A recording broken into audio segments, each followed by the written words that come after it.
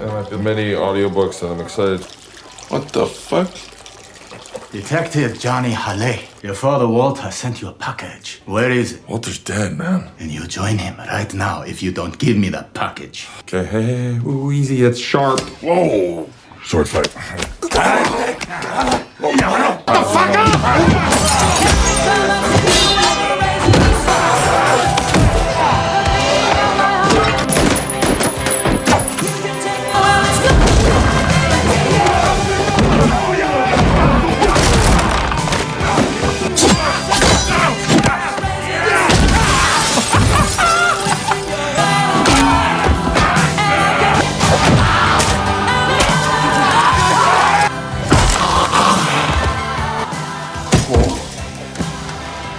The story begins with a man named Walter running for his life. In the middle of a crowded marketplace, he pushes through people in panic while a group chases him relentlessly. In the chaos, Walter manages to slip a small package into a mailbox. For a brief moment, he feels a sense of relief, but it doesn't last. As he steps onto the road, a speeding van suddenly crashes into him, killing him instantly. The next day, we are introduced to James, Walter's eldest son. He is at a military training school, putting new recruits through a harsh exercise that forces them to hold their breath underwater. The trainees quickly fail and give up, leaving James disappointed by their lack of endurance. Shortly after, one of the students approaches him with devastating news: father is dead. James later views Walter's body, but his reaction is cold and distant. He never had a close relationship with his father. Walter had 2 wives, and his death has been officially ruled a Hitandran accident.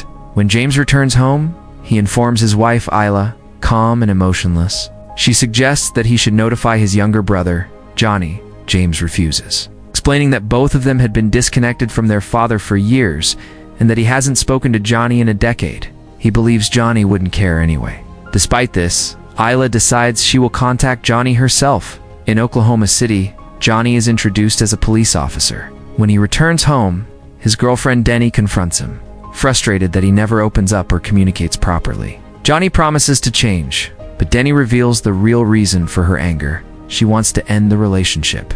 To make matters worse, it's her birthday, and Johnny completely forgot. Hurt and upset, she storms out, leaving Johnny emotionally drained. Later that night, Johnny sits alone drinking when he receives a call from Isla. She introduces herself as James, his wife, and informs him that their father has died. Johnny didn't even know Walter was still alive, and the news barely affects him. Isla invites him to attend the funeral, but Johnny refuses. Not long after, 2 mysterious men break into Johnny's apartment. When he demands answers, they tell him they are looking for a package Walter sent him. Johnny insists he never received anything. The men then reveal they are members of the Yakuza. Even so, Johnny isn't intimidated. He fights back and brutally defeats both of them. During the fight, several photographs fall to the ground. The images show the lifeless body of Johnny's mother. The sight shakes him deeply. In that moment, Johnny becomes determined to uncover the truth about his father and what he had been involved in. From that point on, Johnny is no longer just searching for answers, is ready to tear everything apart. The next day, James gathers with his family, including their sister Rita, for Walter's funeral. Johnny finally arrives, and the tension between the 2 brothers is immediately clear. They come from different mothers, and their strained relationship goes back to childhood. Despite everything, James has always cared about his younger brother. During the funeral, both brothers notice several unfamiliar and suspicious men. It becomes clear that Walter had been working as a private investigator, which likely earned him many enemies. Soon after, the city governor Mayo steps forward to give a speech. He reveals that he was a longtime friend of Walter and expresses genuine happiness at seeing Walter's sons reunited. That evening, the family gathers at home. Mayo speaks highly of both James and Johnny, but Rita still holds resentment toward Johnny for not being there when James' mother died years ago. The conversation turns toward Johnny's life. He admits that he had a girlfriend, how? He's not even sure if that's still true. Johnny makes it clear that he didn't return without a reason. He believes Walter's death was not an accident but a murder. The fact that Yakuza members attacked him shortly afterward only strengthens that suspicion. Everything feels too connected to be a coincidence. James immediately accuses Johnny of causing trouble again. It's just like in the past. In his eyes, chaos always follows Johnny. Johnny strongly denies this, and the argument quickly escalates. The brothers step outside, where James demands the truth, recalling how 10 years earlier Johnny brutally beat a group of gangsters because he believed they were responsible for their mother's death. Johnny fires back, accusing James of moving on with his life without ever trusting him. The argument ends with Johnny storming off in anger. Later, Johnny goes to a bar where the bartender serves him a special drink. After finishing it, he begins to feel dizzy and his vision blurs. Without realizing it, he is taken to meet Mr. K, a powerful Japanese mafia boss in Hawaii. Mr. K is furious to see Johnny again. He reminds him that 10 years ago, Johnny attacked his men based on a false assumption about his mother's death. Mr. K insists he had nothing to do with it and has no interest in reopening old conflicts. He gives Johnny a warning: leave the island within 7 days or face a brutal death. To make his point clear, he slashes Johnny's face. In the end, Johnny is forced to comply. The next day, James searches through his father's belongings and finds a key to an office along with a list of 12 strange codes. Meanwhile, Johnny is already at Walter's office looking for clues. While searching, he notices someone attempting to break in. Johnny captures the intruder and beats him until he talks. The man introduces himself as Pika, a hacker who used to assist Walter with his investigations. When Johnny asks about Walter's enemies, Pika explains that nearly half the city had a reason to hate him. Without hesitation, Johnny decides Pika will now work for him. At the same time, James visits the location where Walter was killed. He notices a nearby security camera and asks the shop owners for the footage. They refuse and become aggressive. After trying to bribe them unsuccessfully, James resorts to violence to obtain what he needs. Back at the office, Johnny and Pika continue searching. Johnny becomes suspicious of a surfboard. Upon closer inspection, he discovers a hidden map inside it. The map appears to be part of a large development project, but its true purpose remains unclear. Meanwhile, at City Hall, Mayo is giving a speech about Hawaii's future development plans. Rita is present and is revealed to be working as his assistant. Johnny calls her and tells her about the map, convinced that Walter hid it for an important reason. Rita asks for the map's serial number, and Johnny agrees to send it. Shortly after, James arrives at the office, surprising Johnny. For the first time, James admits that Johnny might have been right about their father. Together, they review the CCTV footage, which clearly shows the van deliberately hitting Walter. It was murder, not an accident. Both brothers realize they are caught in something much bigger than they imagined. As they connect the dots, planned killing, the Yakuza involved in Tevering Ting begins to make sense. On their way home, they are suddenly attacked. Another car opens fire on them, bullets tearing through their vehicle. Johnny jumps out and returns fire, eventually causing the attacking car to explode. The blast also destroys James' car. James is furious, but Johnny explains that his actions saved his life. They manage to escape and return home safely. Later, Rita reveals that the map is connected to a man named Marcus, a powerful figure with ties to the Yakuza. Marcus owns several high-end restaurants in Hawaii and is planning to build another one on the same land shown in the map. However, James notices something unusual. Design isn't for a restaurant at all, but for a casino. Rita explains that casinos are illegal in Hawaii, meaning Marcus cannot build one openly. She also reveals that Marcus is hosting a fundraising event the next day. Hearing this, James and Johnny decide they will infiltrate the event. The following day, they visit the construction site. There, they encounter a group of native Hawaiians protesting. The locals are determined to protect their land from being taken away. One woman explains that the land has belonged to their ancestors for generations, and now powerful figures in the government are trying to seize it. Despite the danger, they refuse to leave and are ready to fight for it. Their determination leaves both James and Johnny silent, deeply moved and impressed by their resolve. Not long after, Johnny receives an important call. The police have discovered another body connected to the same truck that killed Walter. From this, Johnny realizes that someone is actively trying to erase evidence. The truck is registered to a company called Motora. At the same time, Pika informs them that he has managed to get a job as a waiter at Marcus's party, giving them the perfect chance to get inside. That night, the event begins. James and Johnny go undercover as servers. While working, Johnny notices a woman who catches his attention and decides to follow her. Her name is Valentina, and she quickly recognizes Johnny as Walter's son. When Johnny tells her that Walter has died, she is visibly shaken. Valentina reveals that she is Marcus's wife and admits that she had hired Walter because she suspected her husband of having an affair. She invites Johnny to meet her at a hotel the next day so she can explain everything in detail. Meanwhile, James is working in the catering area when he notices a man named Nakamura, who appears heavily intoxicated on drugs. James recognizes the last name Motora, the same name as the company linked to the van that killed their father. Before he can investigate further, security intervenes, and both brothers are detained and dragged in front of Marcus. Marcus demands to know why they disrupted his event, claiming he doesn't know them. James and Johnny reveal that they are Walter's sons, and that their father has recently died.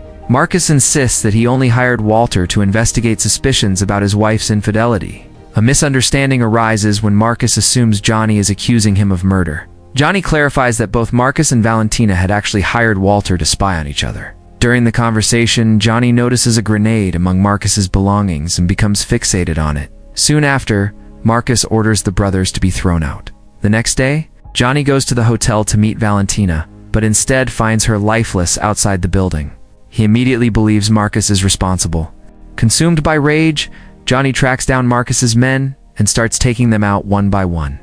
He gets close to Marcus, but is eventually overwhelmed and subdued. That night, James arrives at the police station and manages to get Johnny released. Furious at his reckless actions, James warns him that this kind of behavior will only keep him from ever reuniting with his mother. Johnny snaps, and the two brothers erupt into a violent fight. In the middle of it, Johnny finally unleashes years of buried pain. He lashes out over the fact that James sent him away in the past. James then reveals the truth after their mother died.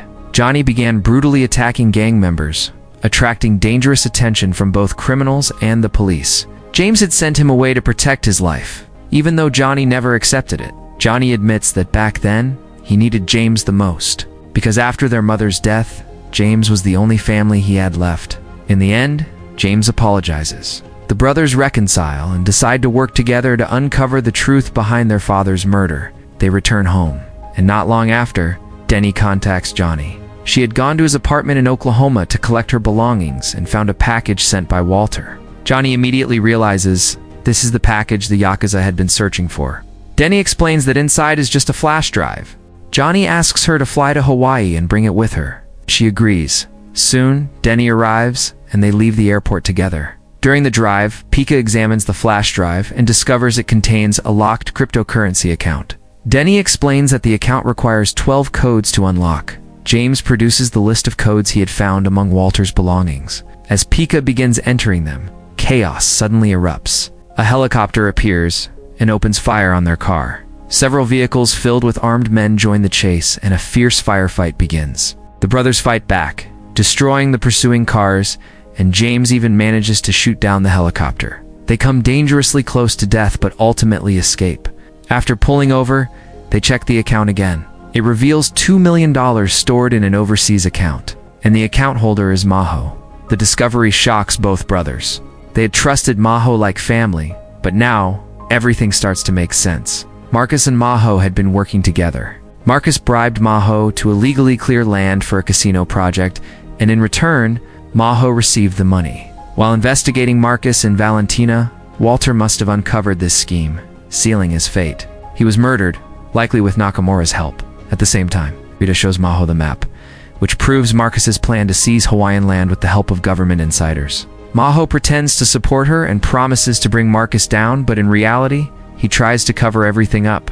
When James and Johnny return home, they find the children terrified. Thugs have already been there and kidnapped Isla soon after.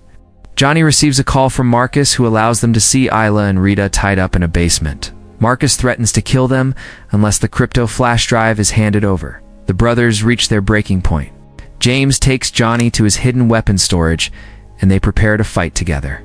Without hesitation, they storm Marcus's compound, silently taking down guards one by one in the darkness. Nothing can stop them. From the basement, Marcus realizes the attack has begun and sends Nakamura's men to stop them.